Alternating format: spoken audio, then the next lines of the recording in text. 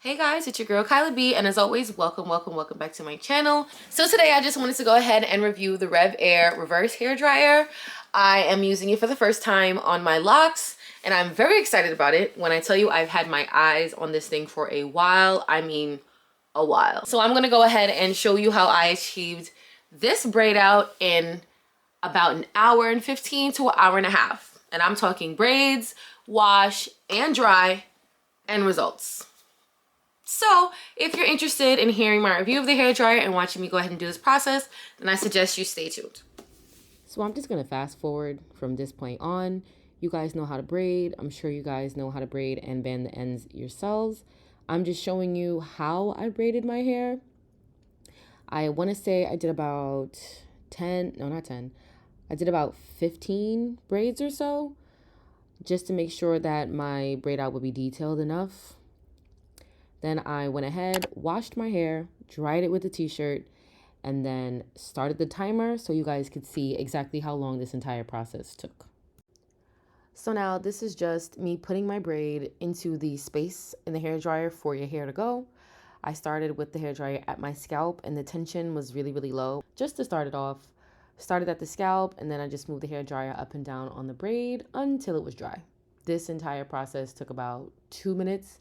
And then I pulled it out to see how it looked.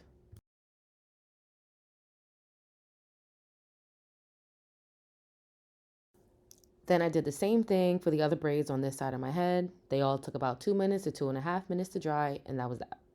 If you have curly ends, one thing I can easily point out is that this hairdryer is going to do this to your hair.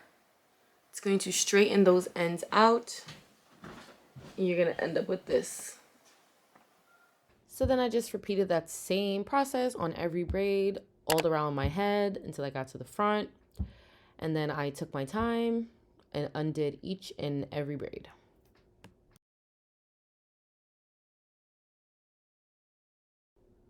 So this is what the hair looked like immediately after all of the braids came out.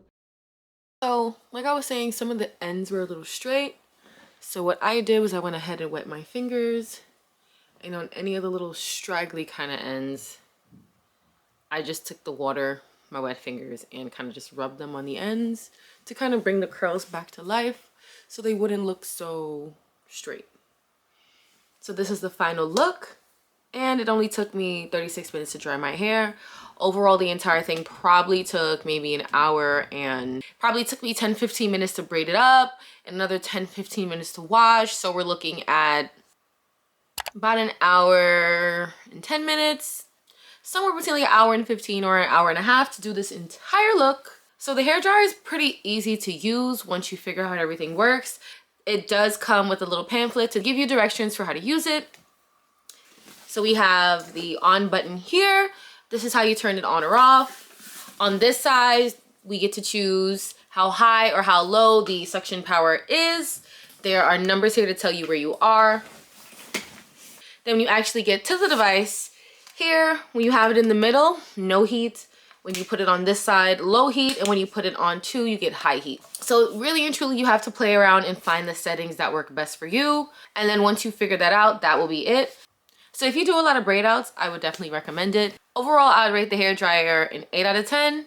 And not for any other reason than holding the hairdryer does get a little tiring after a while, but that's not really the brand's fault. So other than that, like I said, very easy to use. They do recommend that you clean it. You clean the filter out often just so that it works at its best every time. And if you have any questions about the hairdryer, go ahead and drop them in my comments and I will answer any questions you may have.